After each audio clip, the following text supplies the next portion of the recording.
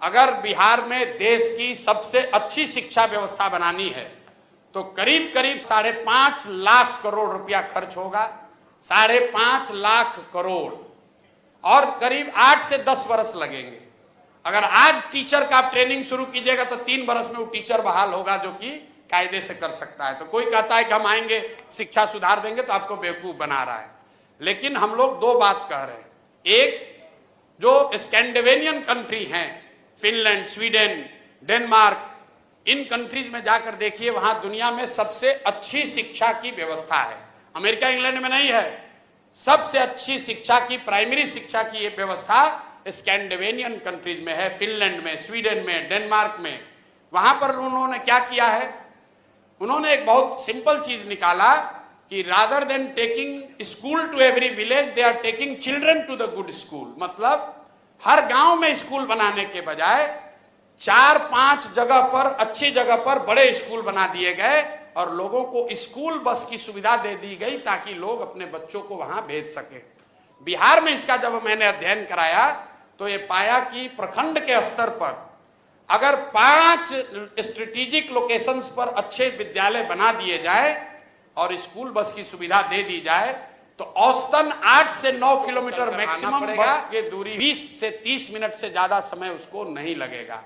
तो बिहार में पहली चीज हम लोग ये करेंगे कि हर प्रखंड में कम से कम एक विद्यालय जो अभी है उसको अपग्रेड करके नेतरहाट के स्तर का विद्यालय उसको बनाया जाए। ये एक विद्यालय क्यों? इसलिए कि अगर हर प्रखंड में एक विद्यालय बनाइएगा बढ़िया, नेतरहाट के जैसा, जिस एक नेतरहाट के विद्यालय से 1500 IAS IPS बने हैं, वो सरकारी विद्यालय था, यहीं बिहार के सरकार की व्यवस्था में चलता था और उसमें पढ़ने वाले ज्यादातर लड़के मध्यम और निम्न वर्गीय आर्थिक परिवार बनाना है तो करीब करीब 15 से 17 हजार करोड़ रुपया खर्च होगा हर साल। इससे ज्यादा पैसा है नहीं बिहार के पास।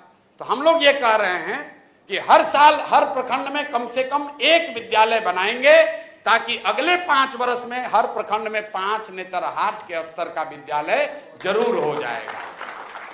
दूसरी बात, हम अगर 5 वर्ष में शिक्षा सुधारेंगे, आपका लड़का 6वां में है, 8वां में है, आप कैसे सुधरिएगा? आपका समय तो निकलता जा रहा है। उसके लिए हम लोगों ने कहा कि जैसे ही सरकार बनेगी प्राइवेट स्कूल में तो गरीब लोगों को ये प्राइवेट स्कूल का रेगुलेटेड फीस सरकार की ओर से भरा जाएगा। मतलब कई आदमी कोई समझ में नहीं आ रहा है, कह रहा भैया तो सब तो प्राइवेटे में भेज देगा। बिल्कुल नहीं भेजेगा। ये अमेरिका में या कई देशों में ये व्यवस्था लागू है। जब आपका बच्चा होता है आपको मिलता है दोनों ऑप्शन, प्राइवेट में पढ़ाओगे कि सरकारी में पढ़ाओगे। ज्यादातर लोग सरकारी में पढ़ाना चाहते हैं।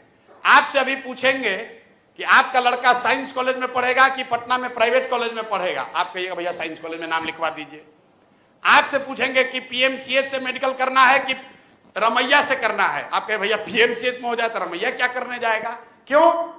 क्योंकि सरकारी जो मेडिकल कॉलेज है, साइंस कॉलेज है, वो किसी प्राइवेट कॉलेज से उसका स्तर ऊपर है।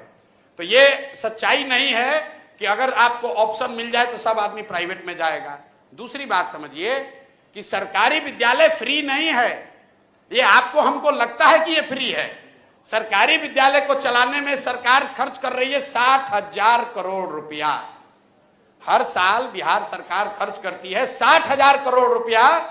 तो प्रति चाइल्ड, प्रति बच्चा जो है, जो खर्च है वो प्राइवेट स्कूल से भी ज्यादा पड़ रहा है सरकारी स्कूल में पढ़ाने का। क्योंकि सरकारी स्कूल में मास्टर का कितना है दरमाहा, वही आदमी जो प्राइवेट में पढ़ा रहा है तो 8,000 में काम कर रहा है।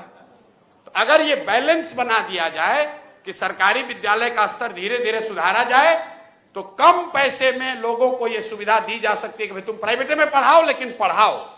तो उससे लोग अपने बच्चों को पढ़ाएंगे और जो बजट अभी उपलब्ध है इसका 1/3 पैसा हम लोग सरकारी विद्यालय को सुधारने में लगाना चाहते हैं।